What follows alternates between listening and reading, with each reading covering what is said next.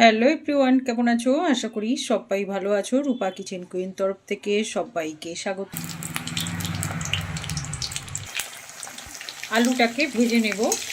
প্রথমে কড়াটা বসাবো, তারপরে কড়াটা গরম হয়ে গেলে তেল দেবো। আর তেল দেওয়ার পর দেখো আলুটা, আর এটা হচ্ছে সর্ষে ভাঙানো তেল, বাড়ির তেল।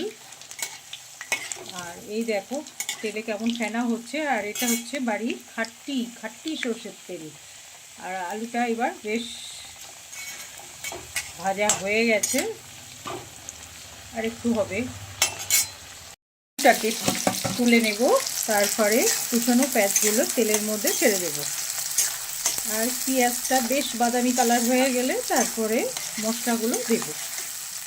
দেখো মশলাটা মিক্সার বাটিতে নেব। আর এটার মধ্যে আছে কাঁচা লঙ্কা, শুকনো লঙ্কা, আদা, রসুন আর একটু কুচানো পেঁয়াজ। তোমরা দেখলে দেখো এটার মধ্যে আমি সবগুলো নিয়ে নিয়েছি। আর যা যা মশলা দিতে হয় তোমরা তো সবই জানো, রোজগার মশলা। এখানে দিয়েছি একটা টমেটো, আর আছে দই, টক দই। এবার আমি মশলাটা দিয়ে দেব।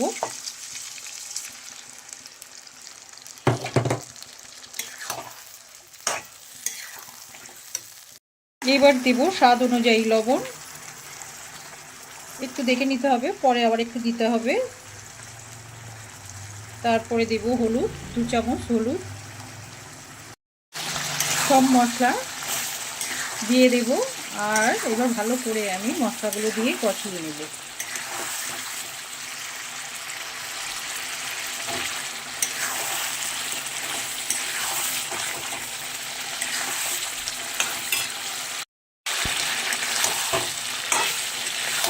এবার খুব ভালো করে আমি কষিয়ে নেব।